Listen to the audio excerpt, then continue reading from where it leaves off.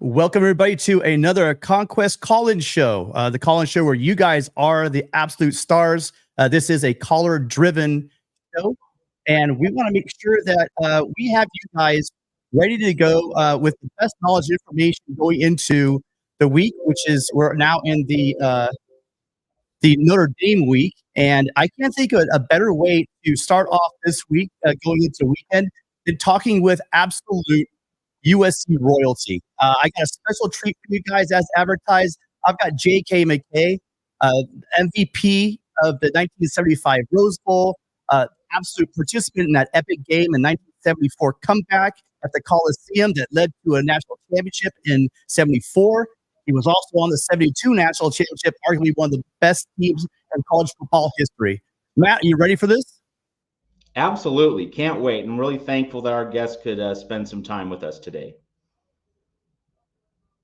Okay. Well, then with no further ado, let's go ahead and bring them on. It's my great honor to have on today absolute USC royalty. It just doesn't get any better. When I say the name John McKay, you think of two John McKays. You think of the quips on the sidelines and in the locker rooms from his father. And then you think of J.K. McKay, legendary wide receiver, USC. Bringing them on right now. And also with them is Jeff McKay. Jeff, thank you so much. And JK for being here today. Getting ready for a wonderful weekend with an arch nemesis, but yet a respected nemesis. How are you guys doing tonight? Doing great. Excited. We're doing awesome, guys. Thank you for having us on. Excited about the game and going back with my family tomorrow to South Bend for the game. And so it's been an important part of my life since I was a little kid. An important part of my dad's life going back. People don't really realize he grew up in West Virginia as a coal miner's son, and they were big Notre Dame fans back then. So we always in my day, we rooted, my family growing up, we rooted for Notre Dame because we always wanted to beat them, but we wanted them to beat everybody else. So that was the deal. I've heard many ex-players bring up the point that, when it comes down to a rivalry, which one is the real rivalry? They put it this way. They've said, there's nothing better than beating Notre Dame, and there's nothing worse than losing to UCLA. And it's usually kind of how they've told me. A couple of them. That's from John Jackson's mouth right there. So, and I've heard other people echo it. But let's go back to then the beginning. So I'm thinking you and Pat Hayden were at Bishop of Vermont. Is that correct? Yes, we were.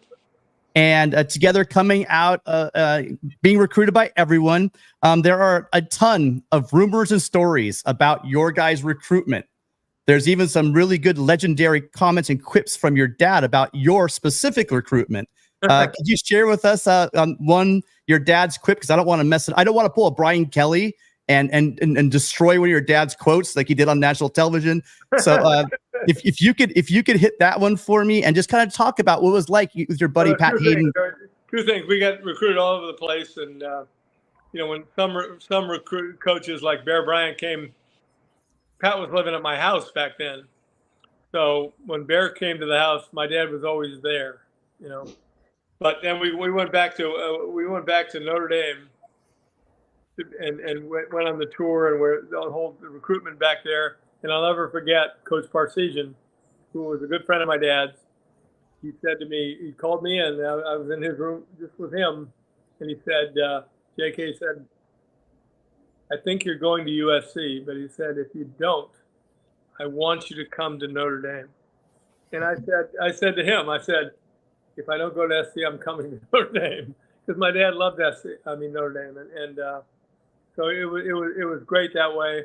It was at some point in time in the recruitment, we've been pretty heavily recruited all over the place.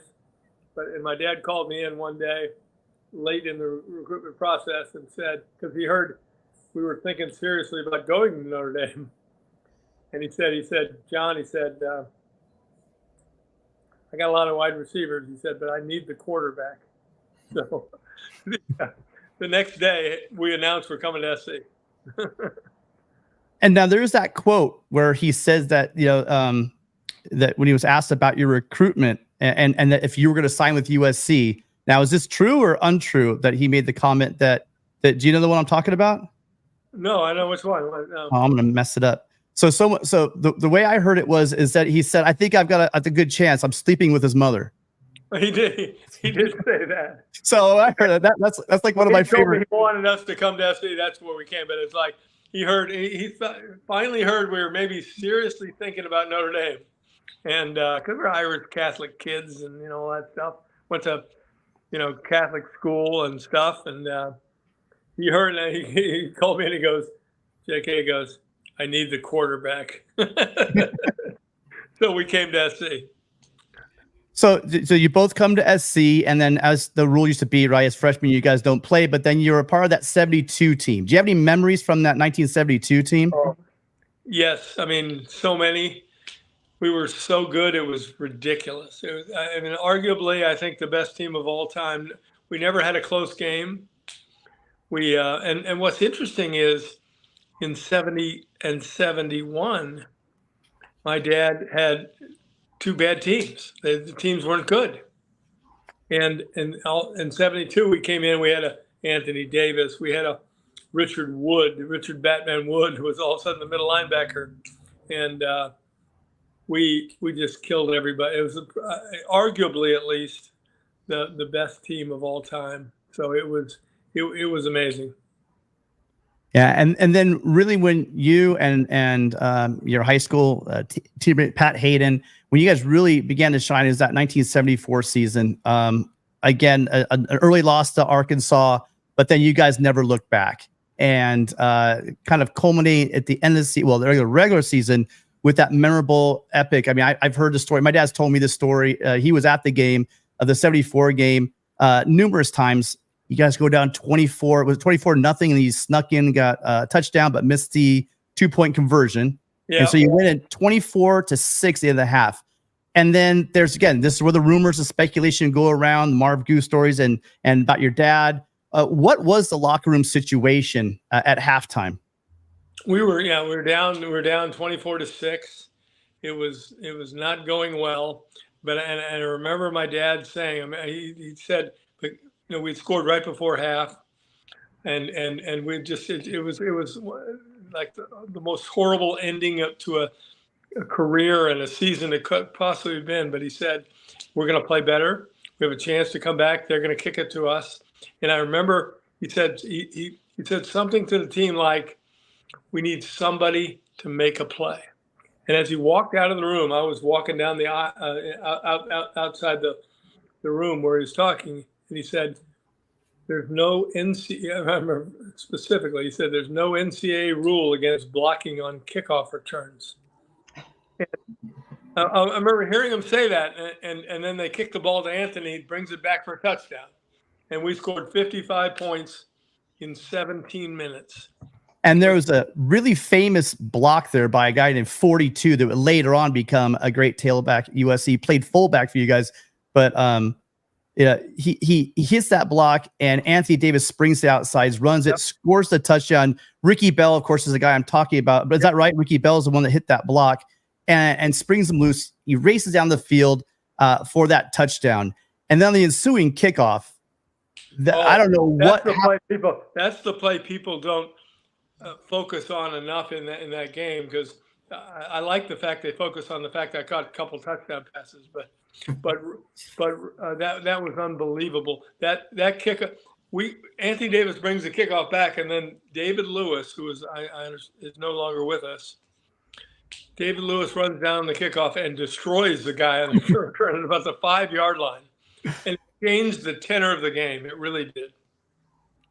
And like you said, you had a great catch down the sidelines, and then the one I like the most is there was a contested catch. It was over the middle, and you would have been grabbed that thing and set up another Anthony Davis touchdown. But you were you do all the hard work, and Anthony was getting all the points. I gave Anthony a lot of short touchdown runs after my catches. Yeah. it was just I've watched it now again. Growing up, we didn't have YouTube, and obviously it's what took decades later. I actually watched the game and just. I knew everything was going to happen. The interceptions, everything, because my dad had told me the story so many times. It must be amazing being a part of that. So that goes into the 75 season. And then your dad. So you alluded earlier to the fact that your dad and Coach Bear Bryant were close. Very good friends. And they're trying to get Coach Bryant into the NFL for a while. And he kind of said, "Nah, I'm good." But then your dad decided to go to the Buccaneers. I've heard stuff saying that did Coach Bryant actually try to talk your dad out of it, or did you know anything about a conversation between them regarding your dad taking the Buccaneer job? I honestly don't know. I don't know. They were really, really close friends, which I don't think happens anymore in college football, maybe. But he and his wife, Mary Hartman, used to come to our house every off season for years and spend a week or two just hanging out. Just they were really, really, really close friends. So I'm sure they had conversations. And then now, Jeff, it must have been. So I'm thinking like Thanksgiving's just usually right around the Notre Dame game, and you're there with probably your grandfather, your dad, and they're talking. Are there any good USC stories you heard these guys go back and forth on about the Notre Dame series?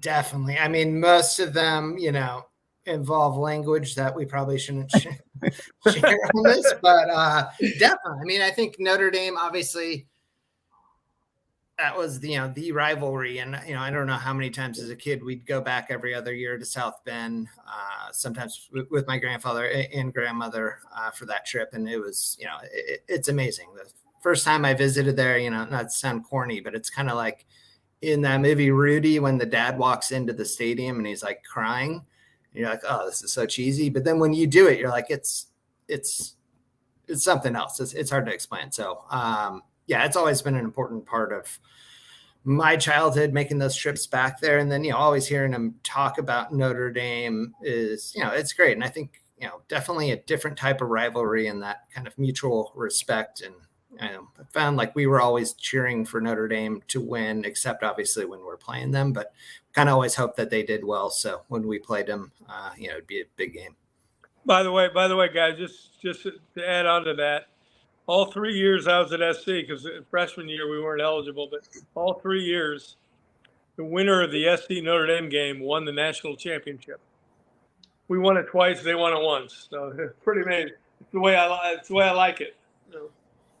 Yeah, nice, absolutely nice, and very balanced. Yeah, Matt, any thoughts? Any for JK or Jeff? Well, I think in terms of the Notre Dame series and what you lived through, Woody versus Bo, the 10-year war, 1969 through 1978. That seems to be a coaching rivalry which is so widely known and celebrated. For some reason, this is my perception, ESPN, like when ESPN does a film, a 30 for 30 film or other retrospective, the R. Parsegian, John McKay era, which was 11 games, it's better than Woody versus Bo, and it doesn't seem to get nearly as much media attention. Why do you think that is? Because to me, that's a better coaching rivalry than Woody and Bo. Not that Woody Bo was chopped liver, but like this was even better. It's a great point. I totally agree with you. Here's the reason. My dad and Era liked each other. They were friends. Era would come to our house. It was a different world, in a way. But they were both great coaches. It was a great rivalry, but there was no animosity there. They wanted to win. All we cared about was beating Notre Dame, and they wanted to beat us, but they were friends. So your dad did go to the NFL, and it took a while. Those expansion teams were pretty tough back then, but to turn around. But he did get them to the playoffs, and then also you guys you were able to get to the Buccaneers as well. I actually had your playing card when I was a kid, so I know what happened. What was your experience in the NFL like? It was it was hard, and it was strange because it's hard being. I mean, the reason I almost went to Notre Dame is being the son of the coach is kind of a hard thing, and then doing the NFL. I'm not sure anybody's ever done it in both college level and the NFL, but we were terrible. We were 0-26 our first. We were terrible. Steve Spurrier was our quarterback, and it was hard on him. It was tough, but by my last year in the NFL was year 4 when we made the NFC Championship game. So it was overall it was great, but it was a struggle. Yeah, you guys. I mean, also, which I don't think people realize, like that year that was before free agency. So like your team was 12 draft picks and then a bunch of other guys that got cut from the regular team. That's how my dad got me. It was like I was unwanted by the Cleveland Browns who had drafted me. Yeah. And everybody else. There were no free agents back then. So it was a really hard time, but pretty amazing. In year 4, we're playing for almost going to the Super Bowl. Yeah. And so we weren't gonna have any calls for this portion, but again, like I told you, if I had you on my show and I did not bring my dad on for the call, I think that there'd be a lot of discord in my household. So with me right now, I have a senior, my dad, Tim Senior here, said, and he wanted to ask you a question if you wouldn't mind. Sure. All right. Hey, Dad, you there? Go ahead, fire away. I'm here. It's an absolute pleasure to be here. Anything about John McKay is tops for me. I came to USC in 1965. There was a good guy by the name of Garrett that won his Heisman Trophy that year, but your dad, of course, was the coach. Sure. And I had been accepted to Notre Dame in June, but in July, I got a full ride scholarship offer from SC, so I ended up at SC. Yeah. And my dad was a Notre Dame fan, so it was an interesting time in the family. But a quick question I want to ask you: this is my son said I shouldn't use this one because it's a downer. He said, well, my first game there as a home game against Notre Dame was the 1965 game. It was like a warm-up for the 74 game. We lost 51-0. Oh, God. I was there. I was 12 years old. Oh, okay. So my dad and my uncle were both Notre Dame fans, okay? So my uncle turns next to me and asks me very snidely, are you sure you made the right decision? Yeah, I sure made the right decision. And then there's a rumor, now this is possibly rumor, that your dad and Marv, who went out the door of the Coliseum, started walking because your dad was so upset. And they were walking. Is that true? Is that absolutely true? They were walking where? They were walking all the way down Vermont, up toward Hollywood. And finally, Marv said, Coach, what are you doing? And they turned around then. Now, that's a rumor. I don't know if that's true. Here's what I heard. It's interesting you say that because my dad, after that game,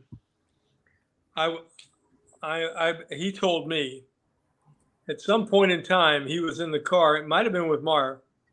He was on the Harbor Freeway, and people were honking at him and stuff. And he got out of his car. He was walking down Harbor Freeway, having arguments with people. I don't know if it's true. But here's the good news about that. Here's the good news. That's 65. In 1967, my dad beats Notre Dame back at Notre Dame for the first time since like in the 30s, for 25 years or something. And he didn't lose again until 1973. So my dad's record, I just looked it up today, was what he had a winning record against Notre Dame. And again, my family loved Notre Dame, so we're not like Notre Dame haters. Yeah. So yeah. It was a great experience. Thank you. Fight on. Hey, Dad, love you. Fight on. Talk to you later.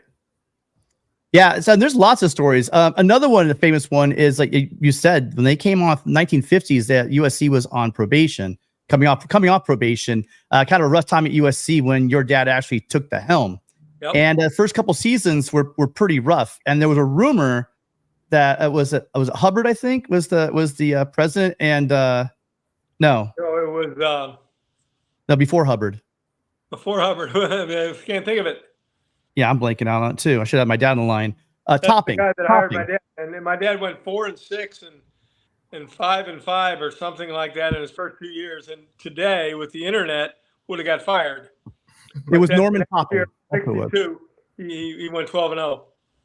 Well, and that's what it is. They hung him there. And now there's a story, and there's a lot of stories. For those of you guys that aren't familiar with USC, there's a off-campus bar called Julie's right on the way. Off campus a little bit. I've been there a couple thousand times. Yeah. And the story is that maybe your dad was worried that Topping was gonna actually let him go, and they went down to Julie's and had some drinks. And at the end of it, a glorious night at Julie's. The season, he got one more year. Yeah, and that 1 year, and he made that year count, didn't he? It was Topping. That's exactly right, and I wouldn't be surprised at all if that's a true story. I've heard him. I remember him telling that story, and that was his whole strategy, was take him there and loosen him up to keep him for another year, and it worked. Oh, I bet you that the one thing he did, guys, that people, I don't know if they'll appreciate it or not, but he was the first coach in that era, in my opinion, to realize the importance of speed. He took a team. I don't want to name names, but he took a middle linebacker back then at SC, and he turned him into Richard Batman Woods. He turned him into, all of a sudden this team could run, and I think he was the first one. Like the team, and there are guys now that they're still doing it, but it was he understood the importance of speed before anybody else. Yeah, it's just his record stands for itself: 127, 40, and 8. 8 Rose Bowls, 4 national championships. Just absolute dominant era. Jeff and JK, I really appreciate you taking the time out to come talk to us. Especially again, the first thing I thought of when I thought about having a guest for this game. In my generation, I'm sure that the later generations, they think of the Bush Push and the Matt Liners. But growing up in my household, the first names I think about when I think of Notre Dame, USC, I think of John McKay. I think of that 1974 game. And it's just an absolute pleasure to have you guys on our show. And Matt, do you have anything you wanted to add to that? Well, while I have you on, being able to talk about the great John McKay, I think one big picture question is, and he was friends with Bear Bryant. So like Bear Bryant came from an era of, the Junction Boys and, physicality and like made the last man standing. Obviously, lots of changes in terms of how football practices are done today and in terms of athlete safety and not overextending athletes. But of course, you have USC, wrestling with, how to become a tougher team. And I'm not asking so much for opinions on this year's team, but more of, how did your dad create toughness on a football team? And yet what was like the secret sauce in terms of not overextending players and finding the right balance between, having your team fresh and healthy, but also making sure a team was tough? And obviously it's different in different eras of football, but how did your dad basically come at that question? What's interesting, and I'm not sure this is the right answer to your question, but it's part of it, because my dad's relationship with Bear Bryant, they were pals. They were just good guys. They liked each other a lot. And you know what I'm most proud of is that my dad in the early 60s integrated his football team before anybody else did. And it was not, and went down to play Bear's team and beat the heck out of them. And Bear said, I got to get some of the, and literally, I think, caused Alabama to accelerate their integration of their football team. And that's what, to me, that was the most significant impact my dad had on Southern football. And Bear, he said, literally, and Bear, he sat in my living room. I was there when they made a game, that they had a 12th game or something. And Bear said, his team wasn't playing very good at the time. My dad was playing pretty good. And Bear said, I need you, we're going to add the Alabama USC game. He said, I need you to come down because I want my fans to see what your team looks like. And I didn't know what he meant at the time.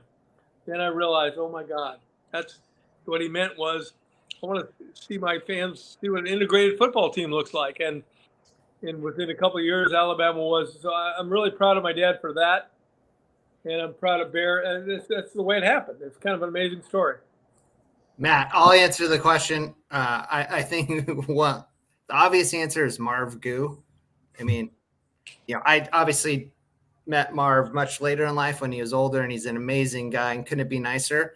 But hearing stories of him, I mean, that's the toughest SOB you'll ever meet. So I think just being around him made players tougher. You're not going to survive with a coach like that if you're not tough on the field. So I think, having a coach like that, obviously you need talented players, but having someone like that who kind of instills toughness in players is maybe the answer there.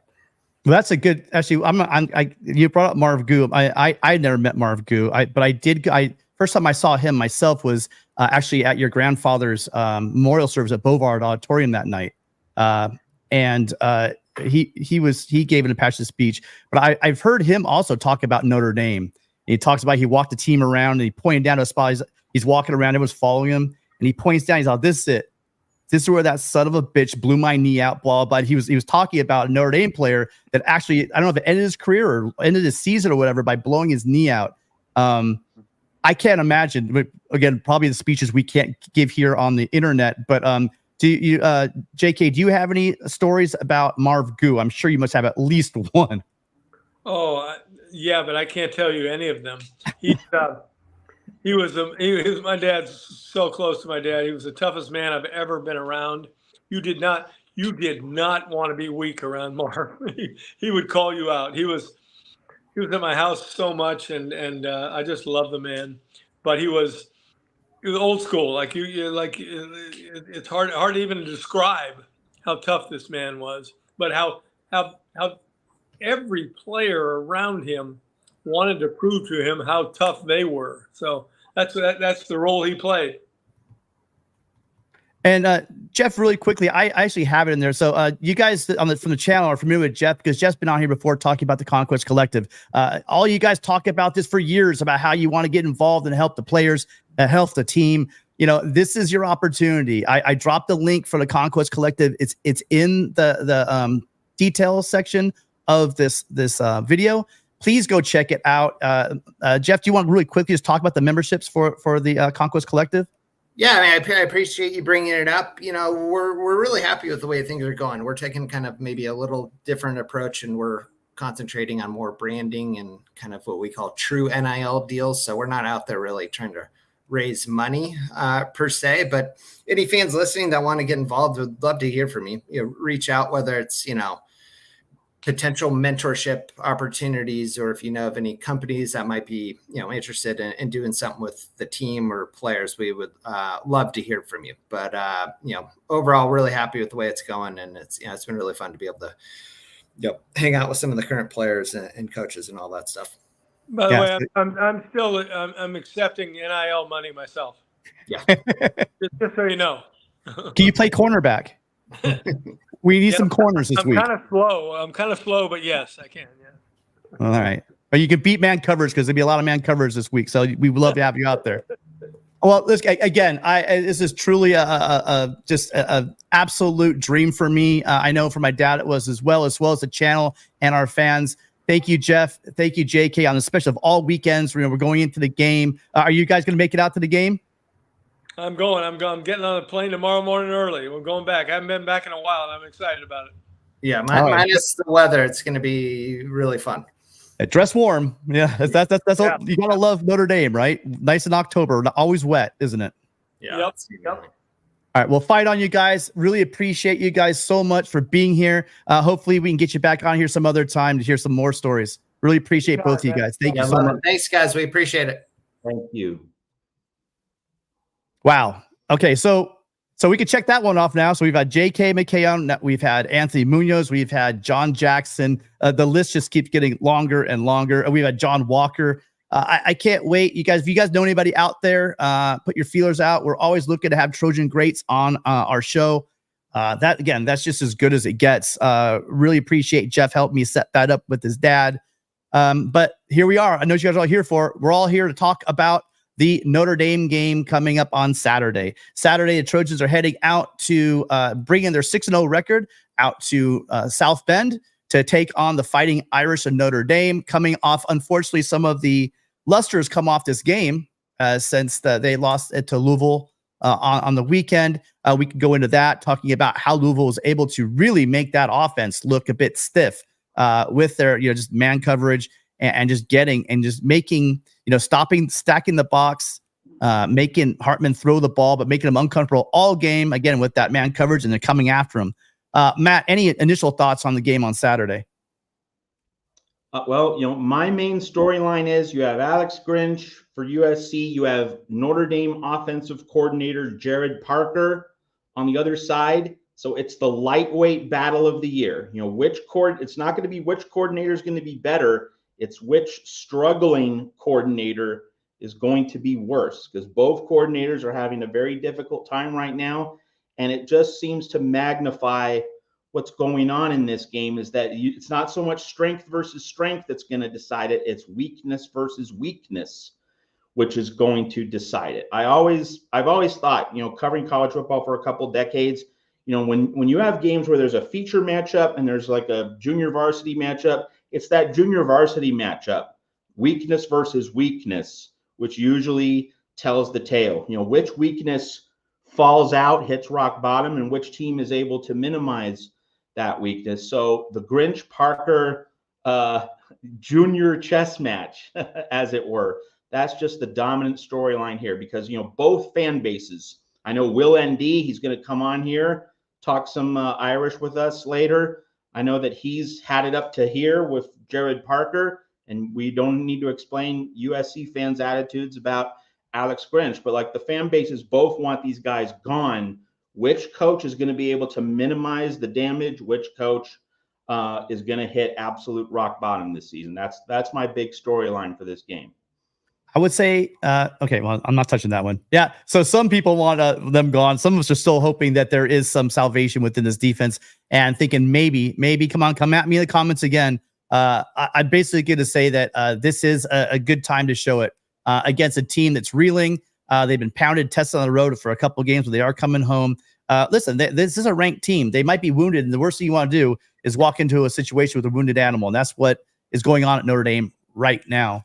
The phone lines are open, you guys. 888-99-RILEY, 888-997-4539. Give us a call. Let us know what you think. Do you think that USC is going to protect the 6-0 record?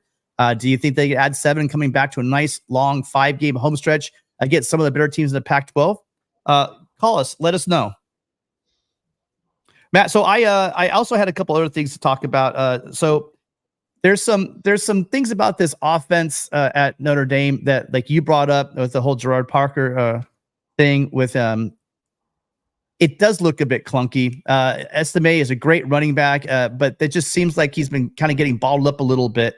What do you think? Do you think USC could be able to take care of their receivers, especially Mitchell Evans, tight end, number 88? Look for his number, especially when you get to the red zone.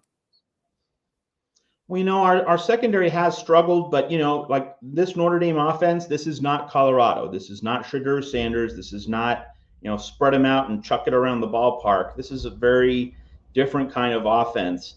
I don't see Notre Dame's receivers as having the speed to make big downfield plays. My worry is that Notre Dame is going to just mash and is going to lean on USC's defensive line. And, USC's defensive line over 6 games has been better than the secondary. But in terms of the matchup against Notre Dame is a line-centric team. The offensive line has to set the tone for what Notre Dame wants to do and how it wants to do it on offense. And the nightmare scenario for USC, especially in bad weather, is if Notre Dame's offensive line can just, win this game in the mud and just hammer and lean on USC's defensive line such that Notre Dame's going to get 38 to 40 minutes time of possession, and Caleb Williams is going to be just a spectator on the sidelines, unable to get on the field as frequently as he needs to make sure the Trojans win this game. So that's my thing. I think third downs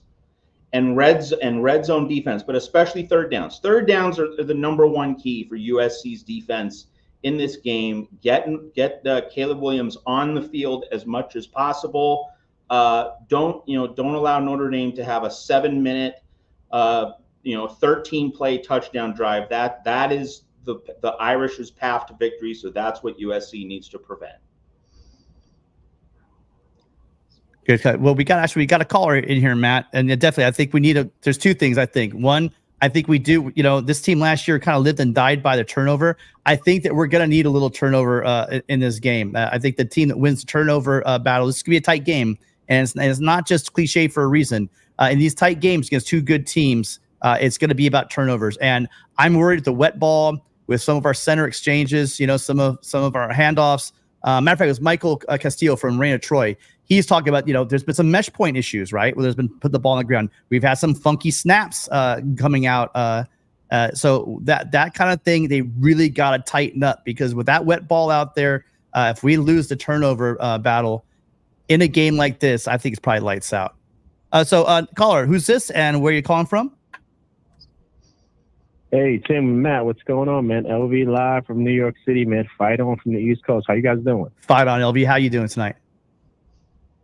I'm all right, man. Hey, listen, first off, great show earlier, man. That was, it's nothing like nostalgia, right? Like bringing back and great stories like that, can only come from the McKays, right?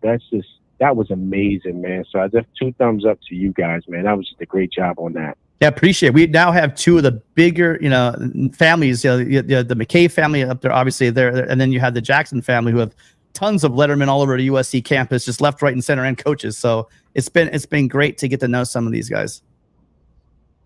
Right. That was great. But just a couple points I want to make. I mean, it's no better feeling, man, than getting up for your rival, right? I mean, this is why you come to SC. Right, this is why you come. Of course, people come because they want to win Heisman trophies and, of course, national championships. But you come for games like this, to play against Notre Dame and to play against UCLA. Like, this is why you come.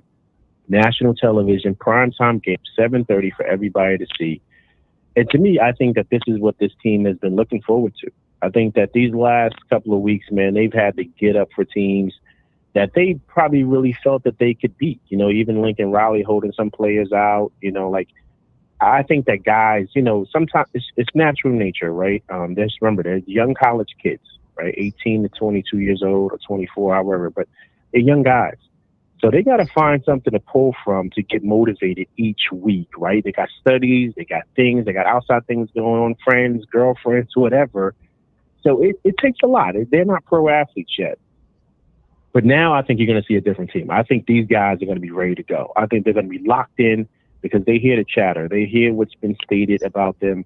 They hear, all the things that's going on about their defense and this and that. And there's no better way than going on the road on Saturday night with the weather conditions being what they are, and then pulling off a great victory to kind of silence everybody, right? This is a perfect scenario for that. I think that defensively, I think we'll be fine. I think one thing I would suggest that he would do, and she should start Bear Alexander and Keon Bars in that middle. Have them right there, those 2 big guys right there in that middle to stack up the run. Of course, now's the time to meet him. You got to play your best guys. As far as rotating and stuff, you got to have your best guys out there, your best defensive linemen, your best corners. I'm also hearing of McKay Lemon. He's out there. He's practicing with the defensive backs. I think that's a great look, because he was a big-time defensive back over when he was at Los Alamitos also, too. They saw him as a great 2-way player coming out. So that would be also a great look. But all in all, when it comes down to it, guys, I like our quarterback better than theirs. And to me, that's where the game is won and lost. Period. End of story. Caleb Williams is the key if the game comes down. I think the game's going to be close. It's going to be tight. But do you trust Sam Hartman in that position, or do you trust Caleb Williams? That's the key to me in the ball game. What say you guys? It's hard to argue against that. I want to just draw attention to the point. I have a lot of people in the chat, and I'm going to address your call, LV, but I have a lot of people in the chat saying, oh, you said that last year about Notre Dame needing to win the trenches. Well, yeah, Notre Dame did need to win the trenches last year, and it didn't, and USC won. Like, that's precisely the point. So as long as USC holds up in the trenches, it's going to win this game. So, like, what happened last year, it applies this year, that Notre Dame's not going to win with speed. If Notre Dame wins, it's going to win with power, but if USC can neutralize that power, it stands to win. Now, as to your call, LV, really salient point about playing your best players. And I think one of the things we need to see Tackett Curtis needs to not start. Like, you know, the coaching staff has given him a lot of run, a lot of reps, but it's just not happening yet. And so this is a game where you should be starting your veterans Saturday night, prime time, Notre Dame. You know, give your veterans the look at the as a one. Give put in Tackett Curtis in a backup role. You know, maybe he can see the game in the first quarter.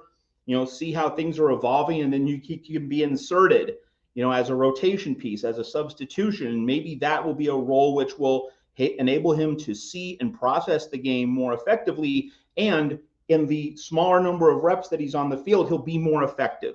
I think that's definitely something we need to see.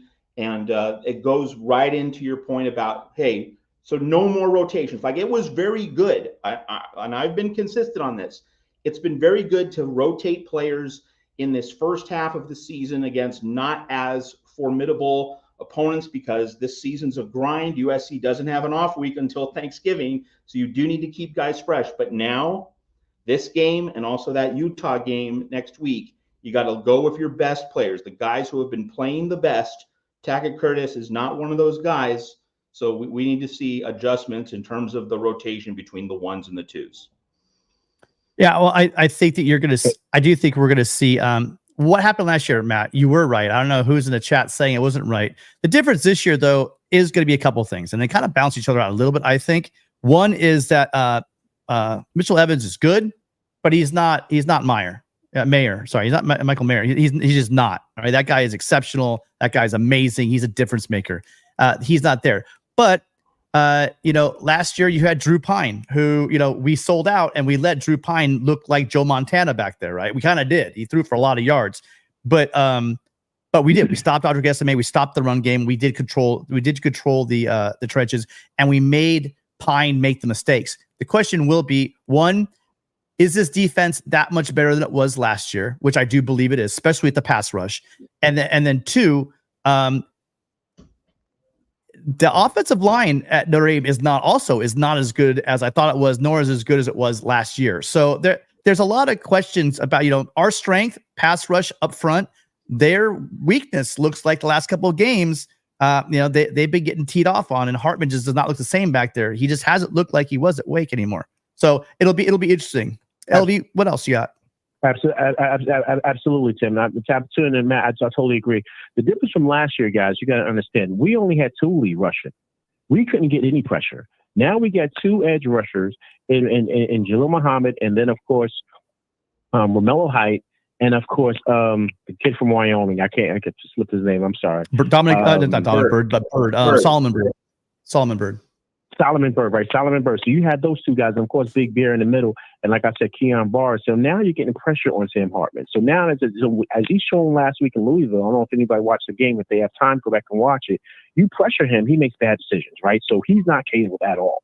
He's going to throw it up, and so you do that issue. Also, too, Matt, I do love the fact that Tackett Curtis not playing. To me, I think they should do matchups, right? To me, you should start off with Mason Cobb, and you should have Shane Lee in the middle. Those are two big run stoppers. So you force them to say, okay, listen, we already know what you guys are going to do. If they kind of have, they drop out, who's the tight end? Not Meyer, right? Meyer? Evans, right? Big 88. Yeah. Evans. Okay, Evans. Meyer was last year. I'm sorry. So Evans, right? So if Evans tops out, then that's when you bring in Everett Gentry. You have Gentry cover him to kind of say, okay, we're scheming for that. So now you watch, you cover him, then you have the other outside corners, then you're still rushing a passer. To me, with it not being grass, right? That was how they used to do it a couple of years ago. You remember they used to raise the grass when it was regular grass. Would it be an artificial turf? It's not going to be as muddy as it would be with grass, considering it's going to be rain. So the field should be a lot better than what people think. So to me, those are two easy fixes defensively that you can make. And then once Caleb gets the ball, you know, come on, man. There's no way. There's nobody in America that can stop him when he's rolling. So I'm not even worried about that. So to me, that's the fixes that you can make defensively. Because to you guys' point, like I said earlier, and Matt, you chimed in also, you got to play your best guys. Like, we got to stop rotating. You got to play the best. If you're not playing well, you're sitting. Period. End of story. To now, because now this is winning time. Period. End of story going forward. So that's what the main focus should be. And one last thing before I go. Tim, I love what you said before. I've been listening to you guys all week. If we win every single game this year, Alex Grinch is not going anywhere. Okay, there's no way you fire a guy after he done won a national championship. He's not going anywhere. Like, everybody wants to see him go and see him leave. If this defense is able to get through it to the point to where we're able to win, Grinch isn't going anywhere. And at the end of the day, guys, that's all that matters. Let's get the W. Let's get the win. Every week's a different week. Every team is a different team. Guys get injured. Things happen. Washington may not be the same team they are today. You never know who gets injured. That's how things roll in college football, man. So we got to roll with the punches. Each week is different. So let's stick together, stick with the team, and let's rock out, man. Let's beat these boys in South Bend. Fight on. Fight on. Absolute great call as always, LV. So glad you joined us. Yeah, I like the idea of going there. You guys take care. All right, take care. I like the idea of going in with the bigger running backs. I think that will help us with again up front against to control those trenches. Shane Lee, but again, the issue with Shane Lee has been playing coverage, right? So I mean, that's where you might lose a little bit with not playing attack it or playing other players is when you're playing in space. Got another call coming in. All right, thanks again for calling tonight. What's your name and where are you calling from? My name's Sagar Patel. I'm calling from Yorba Linda. Sagar, how you doing? I've seen you in chat for ages. I've definitely been talking to you forever over at the Reign of Troy guys. And also, you are a fellow party dormitory alum, just like myself when I was at USC. How you doing? Exactly. Party tower to EVK for food, right, my guy? That's right. That's absolutely right. That meal ticket was delicious. So, simple question, right? Like, I watch you guys. I listen to the little clips from, local and national media. A lot of them have similar takes around how our defense is a fraud, how Lincoln should have been getting rid of, Grinch last year, yada, yada, yada, 2 losses to Utah. What do you think the thoughts are with the team, right? Like, we have these 18, 19, 20-year-olds, right? They're less than half our age. Like, what are they thinking? Do you think that they're upset? Do you think they're nervous? Do you think they feed into it? Like, I have no idea what they're thinking. Like, do you think it plays a big part in the game, or are they just dialed in, locked in, and not worrying about what anyone else is saying? So you're trying to get in the mindset of the defense. Is that what you're asking us? Like, where do we think they are mentally going into this game? Is that correct? Totally. Like, what do you think the players are thinking, right? Like, they're kids, man. We forget, right? These aren't like 28, 30-year-olds with $70 million contracts. Like, at the end of the day, they're like a year or two after high school, and they're playing in front of 80,000 people. I just wonder what they're thinking. And does it hit them harder, or you think they're just dialed in? I really don't. I can only guess, but see, so I think there's 2 sides to this thing. So one, some of these guys have played some pretty big programs in high school, so the lights aren't that bright. Also, a lot of them have played in some big road games, last year. Then you got guys like Zachariah Branch, who just seems like the game could never be too big for that dude. It's like he already has like ice water in his veins. He just seems like he's dancing, having a good time out there. He could be at Austin. He could be at Notre Dame. He could be at Rice Eccles. He's just gonna be having fun. I'm worried about our offensive line. I'm worried about the noise, the weather conditions, and let's face it, they've had trouble with communication up front. And I wonder what their mettle has been tested, because it's going to be tested on Saturday. Some people are kind of overlooking Notre Dame because of their schedule, their record. But let's face it, if they have 11 players on the field, they beat Notre Dame. That guy ran right to empty space where the tackle should have been, the end should have been. And I don't know if we have the defense that Louisville has. That's kind of harsh to say and hard, but they play that game perfectly. Where their headset, where their mind's at, they're going to get punched in the mouth. And I think it's a good thing they went down 17-0 against a team they could come back from in the Arizona game. We might look back on this and say, hey, that was a really good thing that happened, because there's a very good chance that they're trailing this game. And going into the Arizona game last week, they had not been tested. They had not trailed at all through the first 5 games of the season. So I hope they had their head straight. If they show up flat, that will, once again, Lincoln Riley said that they showed up flat against Arizona. It will be 100% on the coaches if these guys are jacked up and ready to go. But their mantra all year has been, the longer it goes, the better we get. This is their chance to show that. Matt, what are your thoughts about their mindset right now? Yeah, so Sagar, I mean, I don't really know, but I think the starting point for that conversation, Sagar, is that, Bryson Shaw after the Colorado game, and this might be repetitive, but it's worth repeating. After the Colorado game, Bryson Shaw came out, publicly defended Alex Grinch, saying, we're letting him down. It's us, not him. It's the players, not the coaches. And then the defense no-shows in that first quarter. So, supposedly the mindset was going to be in the right place against Arizona, but it wasn't. So, in other words, the point being, no public commentary, no public statements are the measure. It's how you perform and how you show up on that field between the painted white lines. That's what matters. And I think the overarching point about mindset, Sagar, is that USC has been playing mental defense. In other words, USC's just been trying to take each opponent's best punch and avoid losing, avoid a disaster, avoid something bad happening. But now you have to get out of that mindset of playing mental defense. It's now, let's go for it. This is a big game. This is why you come to USC. This is an opportunity to make a statement. It should not be about absorbing Notre Dame's best punch. It should be about throwing your best punch, doing it first, doing it always, doing it often. And so after the preliminaries, these first 6 games in the soft first half of the schedule, now here we are, the true beginning of the season, the true beginning of these huge games, 4 huge games in the next 5 weeks, Notre Dame, Utah, Washington, Oregon. This is now the spotlight. These are now the games that are exactly why players come to USC to play college football for Lincoln Riley. So the idea that players haven't been fully focused, or they've been occasionally bored, or they haven't been locked in. I mean, frankly, as a coaching staff, you should be getting your guys to play with some degree of consistency. But with that having been said, everyone in the program knew, this was the start of the season. Notre Dame game, October 14.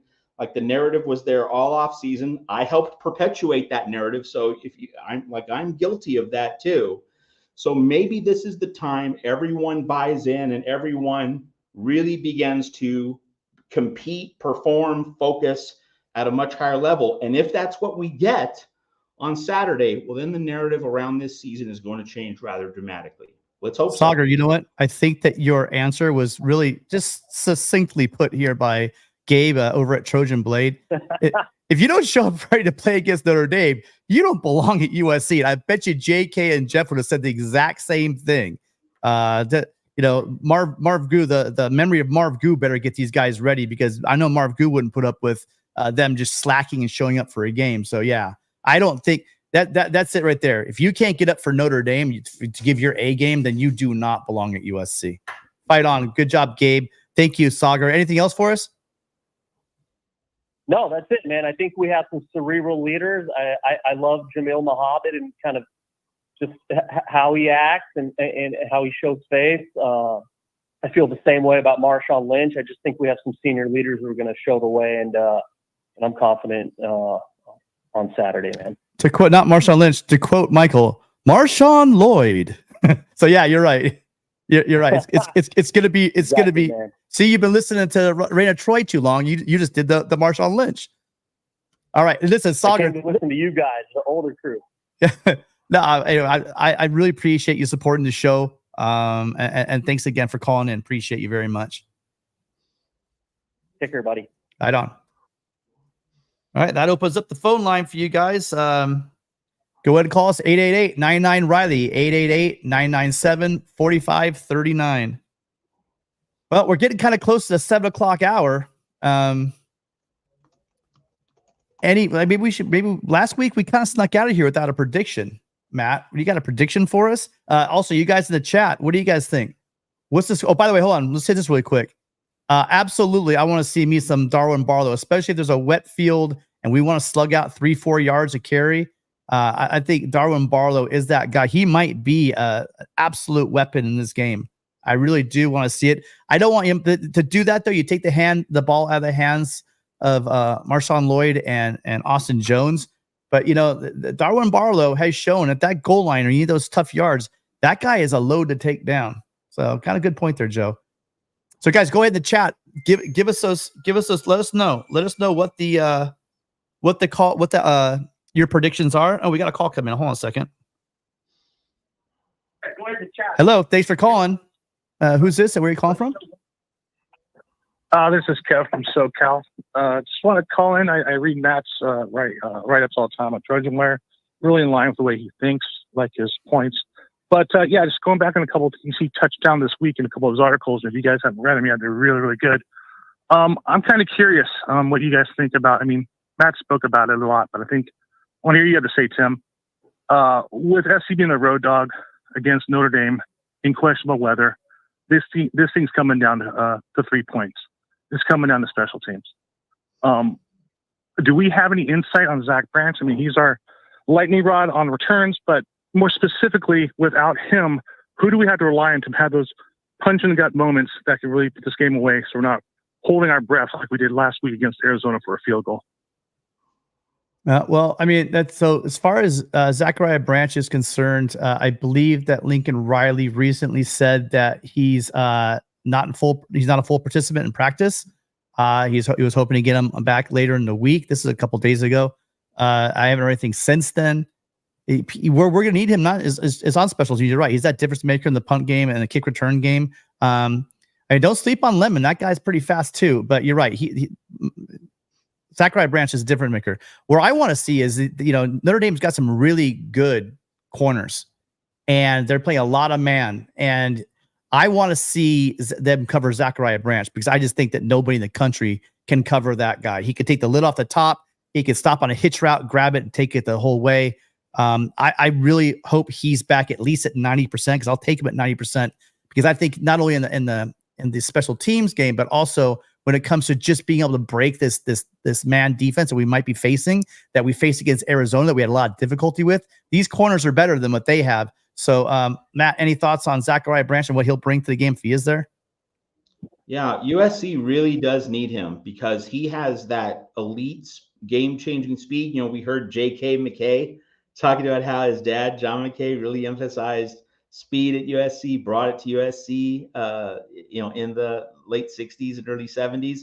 And seeing the receivers get bottled up, Dorian Singer is not a speed guy. He's not, able to just separate from his man. Zachariah Branch really could be the closest approximation to what Jordan Addison gave this receiver group last year. So like USC needs his speed. And even if Zachariah Branch doesn't, assuming he plays and assuming he's 90%, and I totally agree with you, Tim, I'll take him at 90%. I'll take him at 80%. Right. If he's just there, what does that do? It occupies one of Notre Dame's corners, and it's going to clear out space on the field for Taj Washington, for Brendan Rice, for others on the field. So just that would provide value as well. But let's kind of play this out with the USC offense.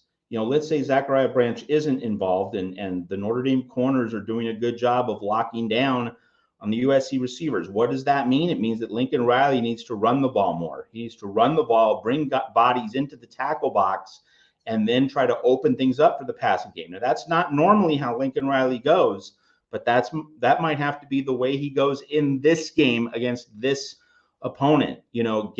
Loosen up the Notre Dame tackle box, by pounding the ball early, then bring the bodies into the box, and then you can throw the ball down the field. If you just throw first and you get into 2nd and 10, 3rd and 10, that might be a recipe for failure. So I really do think that Lincoln Riley's early scripts, his early drives need to be more run-oriented so that Notre Dame isn't just into a mode of defending the pass and leaning on its very good corners. I think a different approach is warranted, and I'm really excited to see what Lincoln Riley, a great play caller, has in store for this game.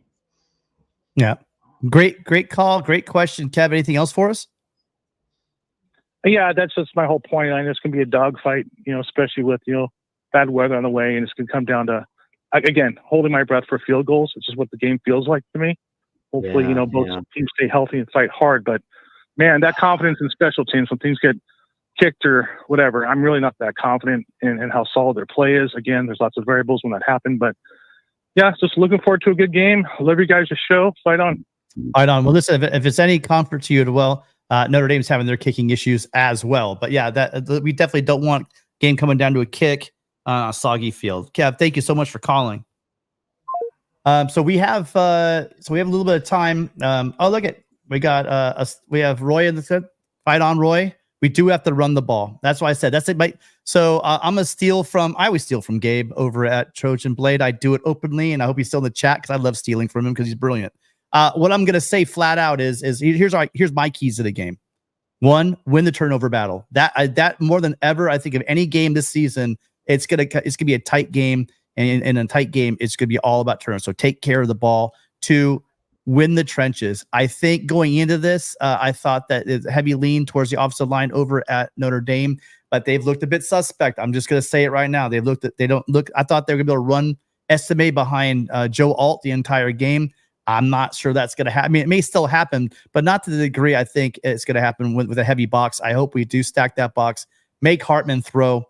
Domani's coming back. That means I think Sierra's probably going to have a Prophet Brown. Those guys are going to have a heavy duty of just, a trial by fire. So it's also going to be on the outside. Can we lock those guys down? Can we cover them in man to allow us to just go straight with rush 4?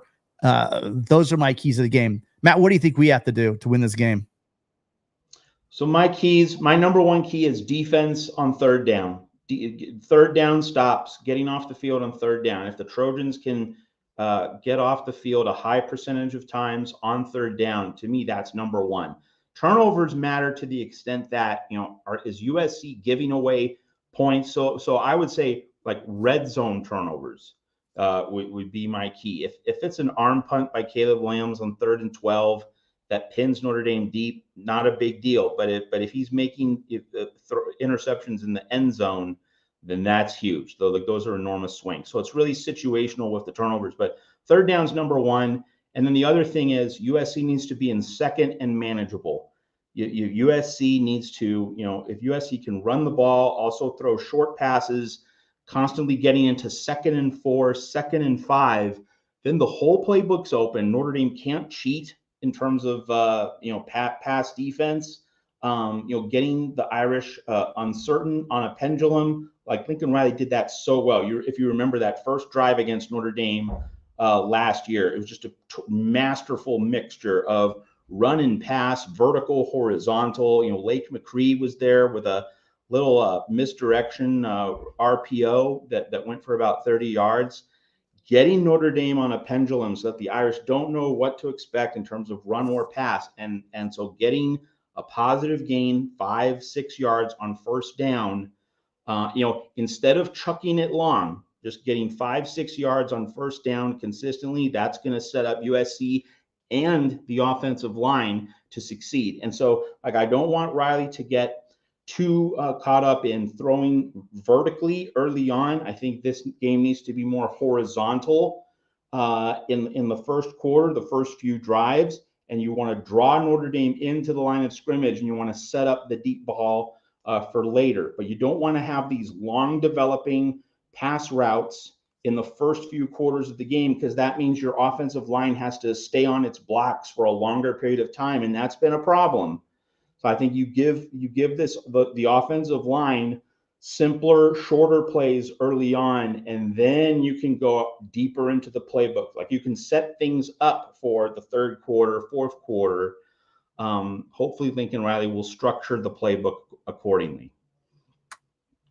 Yeah, time delays. Talk what I was talking about. Just got to get on a schedule. You make those O linemen hold blocks. They've been doing a great job, but you put them out there, they're eventually gonna get a holding penalty with him moving around behind them. They don't know where he's going. Yep. It's just a recipe for disaster. Also, let's get to the line. I'm sure you can check, but these check. With the false starts, people are yelling at the lines again. A lot of that just has to do with these guys are sitting and ready to go, and they're checking out of plays. And let's not be cute. Let's line up. Sure, if you need to check out of something, that's fine. But let's just line up and blow them away, because I want to let these big dogs eat. I want to see this team just say, we're going to run. I don't care if we go, let's just try it. Let's just, if you can't, let's just let these guys let them pin their earbacks and push the ball. Give it to Marshawn Lloyd, give it to Austin, give it to Barlow. Let's just see if we can run the ball down their throats and establish the run game. and then make them adjust to that. I mean, I would love to see that happen. And I would just to piggyback on what I said earlier, like if you're in 2nd and 5, if USC gets 2nd and 5 consistently, run. You know, if you can't get 5 yards and 3 carries from 2nd and 5, then, you know, it's probably not going to work out anyway. So get reasonable yards on 1st down and then run the heck out of the ball on 2nd and medium, and then 3rd and 4th and short. And like 4th and short, you know, on the road, it might seem like a, you know, a nervous, tense situation, but that is a situation USC and its offensive line should relish. Like if we are the team that we think we are, the team that we want to be, the team we're supposed to be, 4th and 1 should be bring it on. We want that. We want that situation. We're going to own it instead of being something to be afraid of. So you pass the ball on 2nd and 5, 3rd and 3. No, USC needs to be much more physical in 2nd and medium and 3rd and like 2 in this particular game. Oh, this is the easiest question all week, Danny. Danny, what they need to do is tackle. They just need to make tackles, Danny, because missing 15, 18 tackles a game is not Trojan football. And so why are we giving up 200 yards? You know, 100 yards. What do I think is going to be different? I think these guys are going to tackle. And if they don't, I'll say it again for what, this is the 3rd, 4th week, Matt, then put someone in there that will tackle, because you have guys that are hungry that want to get playing time. Guys are missing tackles, pull them out. You know, I think it's just right. I think it's just that easy. In this game, you have to punish the failure to tackle, and they need to be subbed out, and you put someone else in. Totally agree. No more excuses, no more. Yes, no more trial runs. Like, this is the big time now. We do have the talent. That's what that I know. And again, it's I'm gonna open myself up for the comments. But if you're missing tackles, that means you're in position to make plays. Imagine if 18 tackles a game are made the line of scrimmage. How different does the score look? Right? There are going to be some broken tackles, but let's say we cut that in half. You have 9 missed tackles. Those 9 tackles, you know, maybe 6 or 7 first downs. How different does this game look if you could actually consistently make the tackles up to the line of scrimmage? So that'll actually, if you're getting off the field 4 more times on 3rd down, like, that's enormous. That's 4 more possessions Caleb Williams gets. I heard comments also about they're playing their favorites. Like so Grinch knows he's playing for his job. Do you really think he's playing his favorites? I mean, I just don't think that makes any sense whatsoever. I think that these guys, they trust certain guys to you know, with their play, and they just got to make the plays. And at the same time, we can go into the whole conversation again about the scheme and how, you know, how it makes the split second decisions by safeties and linebackers, and they're not being made for whatever reason. They're not being made properly. The corners are out on islands and they're not making plays for whatever reason. At some point, we got to look at the scheme as well. But for right now, it's look, it's the scheme that they have, and so you just, guys, you know, players, they just got to make the plays, and coaches, if they're not making the plays, please put someone in there at will, because there's guys they're talking about where is Zion Branch. I don't know. I mean, he's coming off the injury. He's healthy now. I don't know why he's not playing. I've seen 8 out there a couple times, but he hasn't. You know, I think he played six snaps I think the last game, so he's getting in there, but he's not getting in there for a lot. I don't know, but I would have to say, you guys, anyone out there thinking that Grinch, who is absolutely playing for his job, is playing favorites, Matt? I mean, does that even remotely hold water?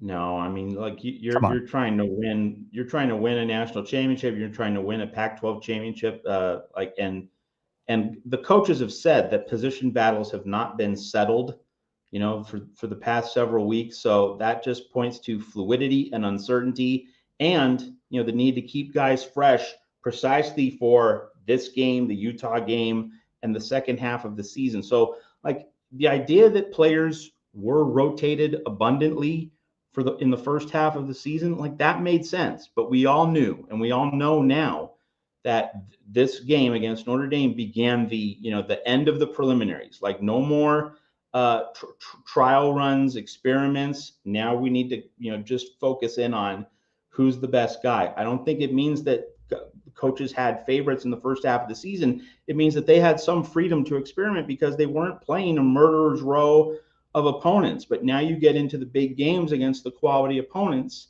and the approach needs to be different. So like this game is going to reveal so much. Like I think we can all agree. If you disagree with me or Tim on a specific point, we can all agree that this game is going to reveal a ton about the roster, but even more importantly about the coaching staff, its ability to get this team prepared, its ability to put the right guys on the field, especially on defense, and its ability to make relevant adjustments in terms of run, pass, situational football, time and score. Like this is a real moment of truth for Lincoln Riley and especially, of course, Alex Grinch. So we are not getting calls. Last chance. If you're out there, you want to talk, if you want to make a comment, I guess all of you guys agree that the defense is going to stop Hartman and Estime. So it looks like the Trojans are going to win an easy one. It looks like the fans are very confident in our defense and that we're going to own the trenches, because those were the questions. And hey, we're not getting any calls, so I'm assuming everyone agrees with those two statements. But those will be the keys to the game. And again, that and just not turning the ball over. Really, really important to take care of the ball. So one last call again for calls, but also last chance to get on record for your score. I'll just put mine up right now. I made this prediction. I'm going to stick with it. I'm going with 38-30 Trojans. I think that, matter of fact, this 38-30 is a little more comfortable than that, because I think that there's a late touchdown by the Irish. Matt is already, I can see it. You guys can't see it, but I can see Matt backstage. He almost fell out of his chair. Hold on. So Matt, what are you thinking? What do you got for a score? I didn't fall out of my chair. I think you're pretty much right there. I'm going with 31-24. I just think it's going to be a little bit more low scoring with the weather and with Notre Dame's limited capacity on offense. I also think Notre Dame's going to try and shorten the game, not go for big plays, but go for time of possession.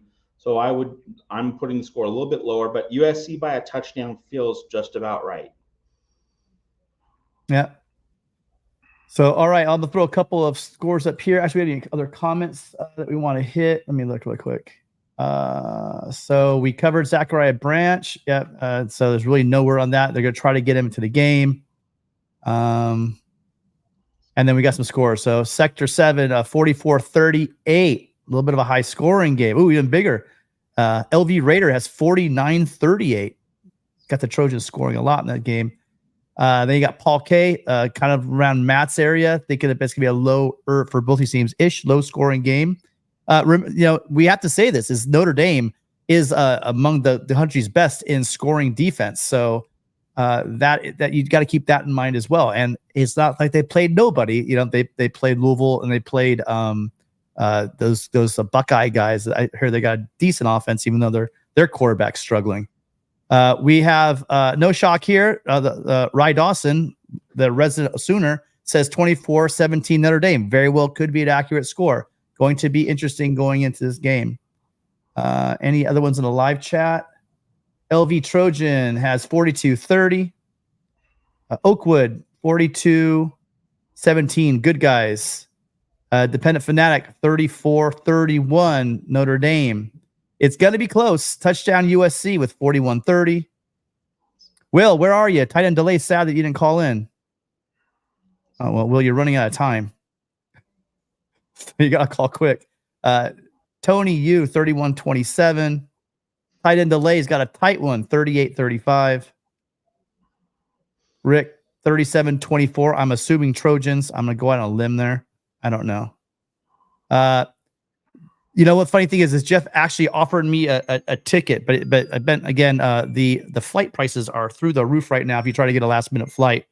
But I wish I was going. I would, if I don't know earlier in the week, I would have walked there if I could. We actually do have Will calling in right now. Will, how are you doing, and how's the bus ride? It's going pretty good. I'm like 45 minutes away from DC, and then I'm flying at like 9. I'm leaving DC, and then I'm going to Grand Rapids, Michigan, and then we're going to drive down to the hotel. So it should be fun.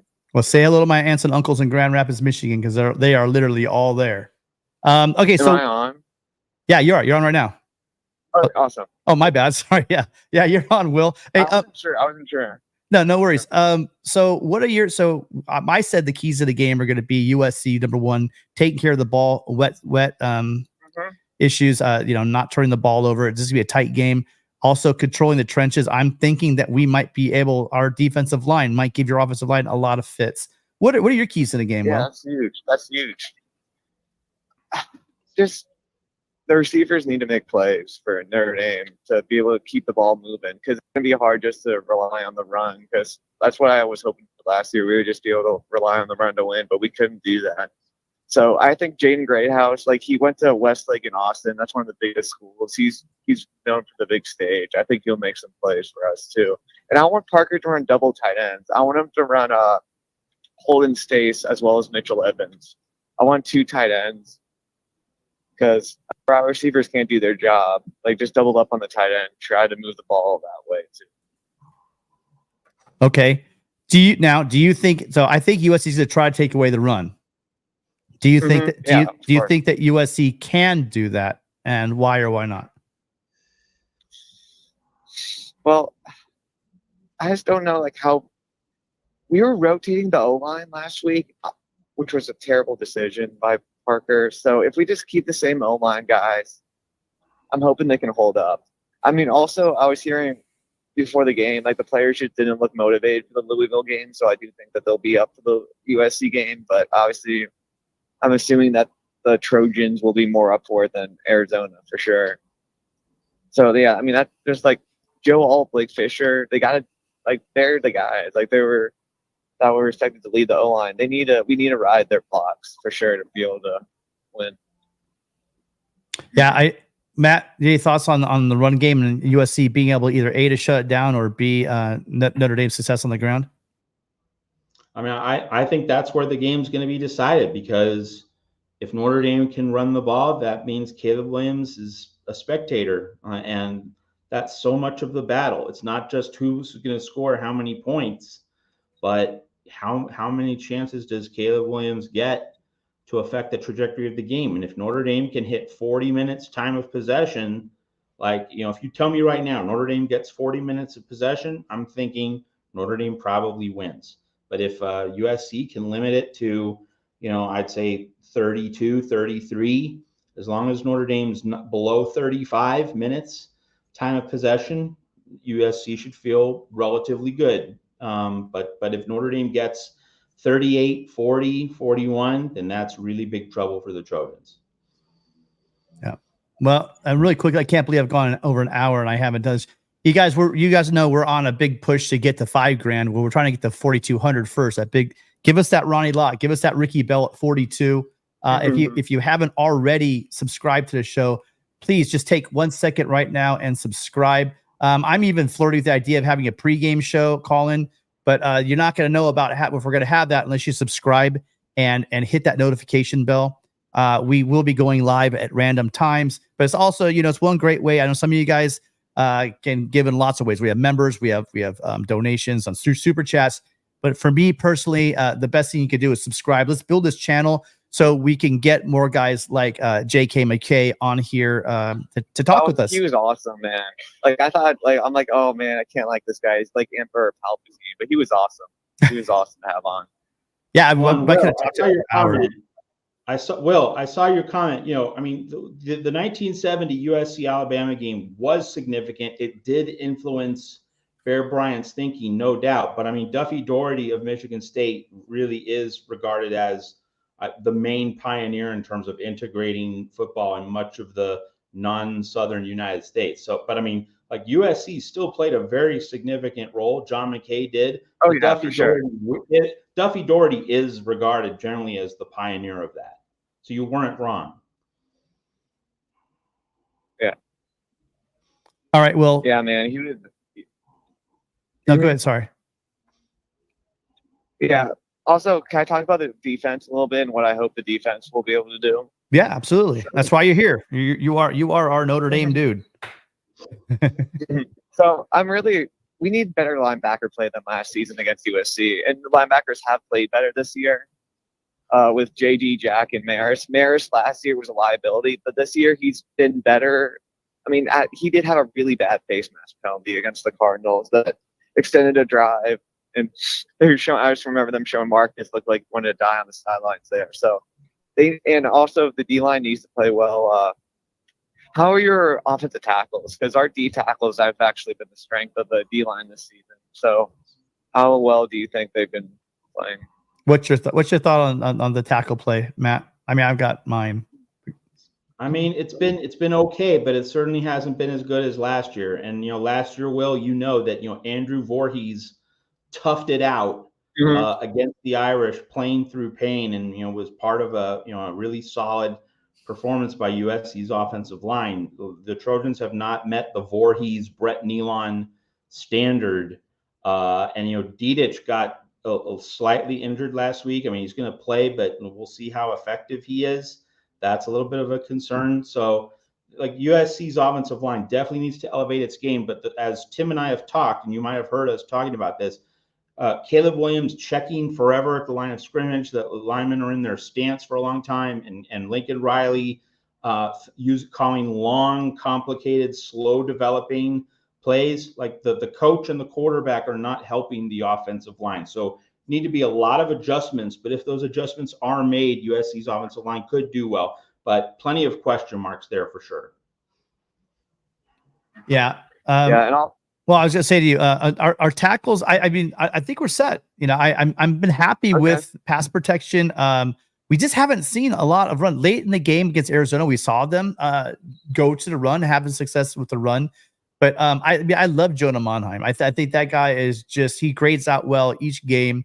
Michael Tarquin on the right side has been excellent. He's been subbing in Mason Murphy as well. I think we're really solid on our tackles.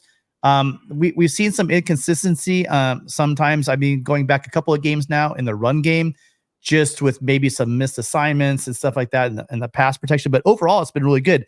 My thing I was saying again is that we just need. It just seems like he's Caleb's scrambling around a lot back there, and he's getting lots of time. But I mean, that's nothing like killing a drive with a holding penalty when it's really not even the lineman's fault. Because again, 1, 2, 3, 4, get that ball out. Let's go. Let's get the ball out on schedule. Let's set the pace, Trojans, against the Irish, because the last thing we want is holding penalties. Yeah, that would have helped the Irish last year. It looked like there were a couple of holes by the Trojans last season, but last season was last season. But also, what gives me more optimism than last season heading into this is that Cam Hart will be healthy. The Irish's other top corner, along with Ben Morrison. Last year, they just didn't throw to Ben, and you guys didn't need to throw against him because your Clarence Lewis had a stinker of a game. So I'm just hoping that they can give that defensive line time to get home and to pressure Caleb, and hopefully that the linebackers will just let Caleb have these huge, 15 to 20 yard runs that were just killing the Irish last year. Yeah, give me 1 second, Will, to get to the super chat. Willie, once again, coming through with a big donation. Every single week, Willie's coming here with donations. Thank you so much. He says, I think we hold Estime to under 100 yards and play a hard-nosed game. It was the same narrative surrounding this game last year about the defense, and then they rose to the occasion. Fight on. You know what? This could be a get-right game. This could be a prove-it moment. I agree with you. And I mean, this is a better defense. Can they play like it? Can they put together 4 quarters? That's going to be the key to this thing. If we hold Estime to 100 yards, I really like our chances. I bet you'd agree as well. But you don't think we will? Well, yeah. What did you guys think about what I said about the defense earlier? I'm just wondering, are you at all worried about not scoring as much as last year? I mean, obviously with the rain will help, but do you think that there's any chance that's a variable? Yeah. Yeah, it comes down to it's a wet. Obviously, if it's a wet, rainy, windy game, you can take my score prediction and throw out the window. You could probably knock anywhere from 10 to 14 points off of both teams, I think, if it rains. So I think that you guys do. What are your corners' names? You have one really good corner. Ben Morrison is the highly regarded one, but I also think that Cam Hart's very solid and will probably also play in the league. Well, and I'll tell you, the one time Caleb, well, going except for this Arizona game, which they also play some really tough man defense. Where Caleb has struggled was against Oregon State and their corners, who were also NFL caliber corners that were giving our receivers fits. And again, Caleb had one of his lesser throwing games and accuracy games in that game. But the recipe to beat this team kind of looks like, hey, if you could take away the outside, if you have the talent on the outside with quality corners, that will make things tough. But man, that's why I'm saying I really think the writing's on the wall for this team to say, hey, we have a really good running back in Marshawn Lloyd. We have a really good running back in Austin Jones. We are going to make you stop the run. And then once you do that, then it's going to open up. We're going to take the lid off this thing. I don't care if it's raining. Because I've been in South Bend when it's raining. I've seen the ball aired out. So it can be done. I also think that USC defenses, they've struggled with some explosive plays this season, right? I'm not trying to be mean. I'm just confirming that. They're like 120th, I think, in the country in explosives, giving up, I don't know how many 20 plus, like I think it was 38 plays of 20 yards or more. I think that's what the stat I saw, if I can remember from memory. I think they're 120th in the country at about 131. And it was like, I think it was like 32 plays of over 20 yards. Hey man, I've been complaining about explosives all year long. You know? So yeah, I think that I just really hopeful for the Irish that freshman running back Jeremiah Love. He was the highest rated highest rated recruit overall from last class. Charles Jagason, some more just ranked higher. He's going to have some explosive plays in this game. That would be to just take the top off with the big run, the USC defense. I think that might be very crucial. I mean, it will be crucial if the Irish can get a couple of just 40-plus runs from him, especially with if the tackling is slippery, if he slips through the Trojan tackles for sure. And I think Boyd for USC, if one of those running backs can get a big run, that could really tilt the game one way or the other. Gabe's giving more love to love. You guys got a couple good backs, and it will be a test. It will be a test for your linebackers, but I do think I've seen Estime. He's a bruiser, but if he gets out there, he can take it. He can take it the distance. Yeah. Man, if the game goes to kickers too, man, that could be. We could both have heart attacks with the kickers, and you never know. I mean, Schlager has the range, but he's way too inaccurate. If the game goes to kickers, the kick needs to be 18 yards. Yeah. Yeah. But imagine if time expires and there's a kick there. That would be wild. Anything over 35, I'm sweating. Yeah, for sure. I agree, Matt. Matt, I'll be sweating an extra point after we saw the last game down the stretch there. That thing was a literal chip shot. Right on. Well, listen, Will, thank you so much for calling in. Anything else about this game? So, did you give us a prediction? I'm sorry. I'm like, yeah, I'm trying to save it. I'll go 38-35 Irish. I think they maybe one chip shot field goal in there, and then each team has 5 touchdowns. Again, I know it's gonna be a close game. That's a good bet. I think the consensus is somewhere between 24 and something in the 30s.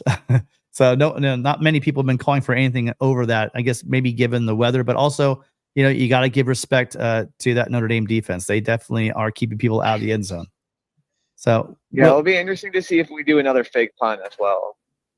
Get a little slippery on the USC defense, USC special teams. But yeah, it should be really fun. I would like to StreamYard in on Saturday if you guys do a pregame show. That would be fun to check out the mood of South Bend. We'll see. We guys want to do that. I gotta see if I can get Mr. Zemek or another co-host to cruise in with me to do it, because I think I'm down. I think there's a lot of people that want to talk about this game, and maybe a little closer to game time might help out. So we'll see. We'll see how that goes. Yeah, excited for the game kickoff. Excited to see Brady Quinn live and in person. That'll be fun. And Reggie Bush as well. He's still on. He's going to be there, right, for big noon kickoff. I don't think he's not on the broadcast anymore unless he's coming for a special occasion. Well, Matt Leinart at least will be there. Yeah, Matt will be there. Matt Leinart will be there. Yeah. Speaking and of, I get to boo Urban. what's that? Oh, And I get to boo Urban, of course, for not taking the Notre Dame job in 2004. well, how can we talk about Notre Dame, right, and Matt Leinart and South Bend without talking about Reggie Bush? All right, give the man back his trophy. It's been way too long. Thank you, Will. Appreciate it. I hope your travel Thanks is so safe. much, guys. Awesome show. Yep. Awesome show Thank tonight. you. Appreciate it, Will. We'll talk to you soon. See you guys. All right. All right, Matt. I think we did another one. Yep, we did. It's going to be interesting. We're going to learn a lot about this team and especially this coaching staff on Saturday. So good or bad, we're going to learn a lot, and that's always interesting. And pretty sure, Tim, that because it's Notre Dame, whether it's the right result or the wrong one, we'll have a Sunday call-in show for everybody here. Yeah, for sure. I mean, following up on the Notre Dame game, yeah, I think it's almost a given, right? Big win. We're 7-0. We have a hell of a stretch coming back. There'll be lots to talk about, and I'm sure we'll need a little Trojan family crisis management like we had on a close loss or a close win that people treated like a loss. I think this one might have some deeper cuts if SC does not pull this game out. But again, you guys are awesome. We really love the fact that we get so much support from you guys.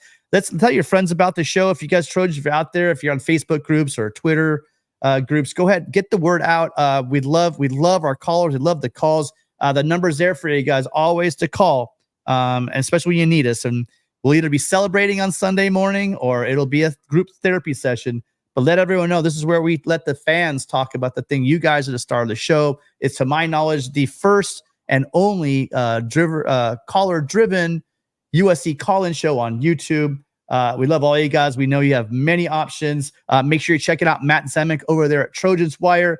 Like tight end Delay said and Kev said, you're going to have, and what Twitter people called, you got a lot of good compliments today about your articles. I think you're really hitting a chord with the pulse of the Trojan family when it comes to the problems going on with this program, what needs to get set straight. So make sure you guys are checking out Matt Zemek's work over at Trojans Wire. Make sure you check out Rick and Tony and myself on the post-game show. As always, you guys can find Mark, Matt, and myself Mondays on the Trojan Conquest show, 8 Pacific, 11 Eastern. And again, make sure that you guys are subscribing because you don't know. We might be going live Sunday. We may not. Maybe Sunday morning. Might be Sunday evening. Best way, make sure you hit those notification bells, and you know. Then you get a choice. Do you want to join us or not? But you'll know that's coming. Matt, any final words going into South Bend? Just also, you want to hit Tony, Tim, and Rick for the post-game show on Saturday after the game. That's going to be a destination for USC talk and analysis. But in terms of my offerings at Trojans Wire, earlier on Thursday, now, like I wrote a few pieces on Monday about how USC should handle Alex Grinch, but today I went with the very specific point of focus that if we hope this doesn't happen, but if the defense flounders and flops and USC loses, the hammer has to come down on Alex Grinch after the game. So that's up at Trojans Wire, and I'm walking you through the whole process and the whole calculus in terms of how and why that decision needs to be made. So we'll see what happens. Yep. Again, you can catch everything over on it's trojanswire.com, right, Matt? Trojanswire.com. Trojanswire.usatoday.com. Oh, okay. Make sure you are checking him out for that. Also, the post-game show, once again, please come check us out. No matter what happens, it's going to be a lively time. Again, I think USC is absolutely going to be ready, fired up, and I'm so sorry. It was Gabe. So look, if this Trojan team shows up in the first quarter and they're not ready to play, then maybe we need a whole new team. That's not going to happen. These guys will be ready. It is Notre Dame. It's Notre Dame week, and we'll see all of you guys when we go live after the game. And Matt and myself also. I just want to end it again. Special thanks to J.K. McKay and Jeff for coming on the show. It was absolutely brilliant to have them on. And we've had a lot of. We talked about Riley. We talked about Pete Carroll. But really, in my mind, there really just is one Trojan coach, the greatest of all time, as John McKay. So grateful to have his family join us tonight. And Trojans, remember, win, lose, or draw, fight on. And we'll see you guys all after the game. Take care.